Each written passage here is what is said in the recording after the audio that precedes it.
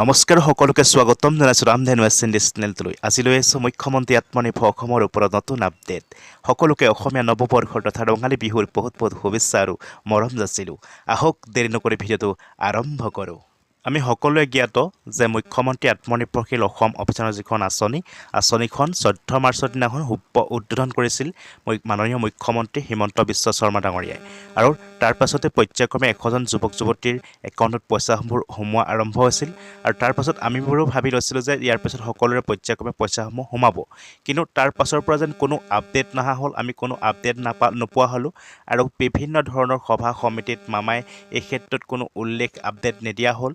আৰু মামাই এতিয়া বৰ্তমান নিৰ্বাচনী সভাসমূহত অৰুণোদয়, লাখপতি বাইদেউ বিভিন্ন ধৰণৰ আঁচনিসমূহ কথা কয়, কিন্তু মুখ্যমন্ত্ৰী আত্মনিৰ্ভৰশীল অসম অভিযানৰ বিষয়ে নকয়।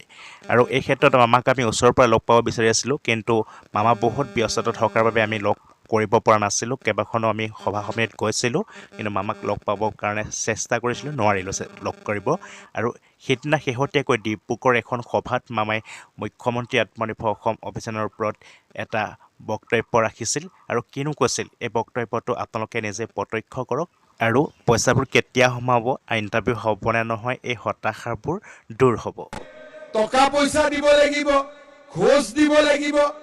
আমাৰতো টকা পইচা দিব পইচা নাই, চাকৰিবোৰ আমি ক'ত পাম?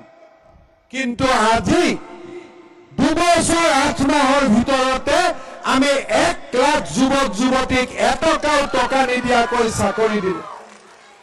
শ্ৰদ্ধা ৰাইজ, মই নিজকে ভাগ্যৱান মুখ্যমন্ত্ৰী বুলি ভাবো। মোৰ দিনত ACSৰ চাকৰি কোনে পায়? বজাৰত তৰকাৰী বিক্ৰী কৰা ল'ৰাজনে পায়। মোৰ দিনত পুলিচৰ চাকৰি কোনে পায়?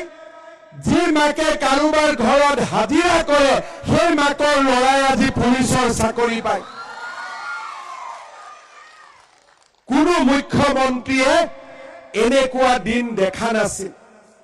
আৰু আজি আমাৰ ল'ৰা ছোৱালীৰ যাতে আস্থা আৰু বিশ্বাস অটুট থাকে, 1 লাখ চাকৰি হৈ যোৱাৰ পিছত আজি এই খোৱাঙৰ পবিত্ৰ ধৰণীৰ পৰা মই ঘোষণা কৰিছো যে আৰু 50,000 ল'ৰা ছোৱালীক আমি চৰকাৰী চাকৰি দিম।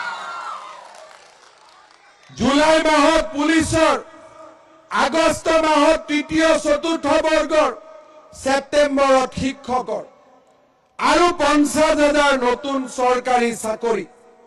যিসকল ল'ৰাই চাকৰি নাপাব, ব্যৱসায় বাণিজ্য কৰিবলৈ 2 লাখ ল'ৰা ছোৱালীক মই বেংকত নোহোৱাকৈ চৰকাৰৰ পৰা ডাইৰেক্টলি 2 লাখ টকাকৈ লোন দিম।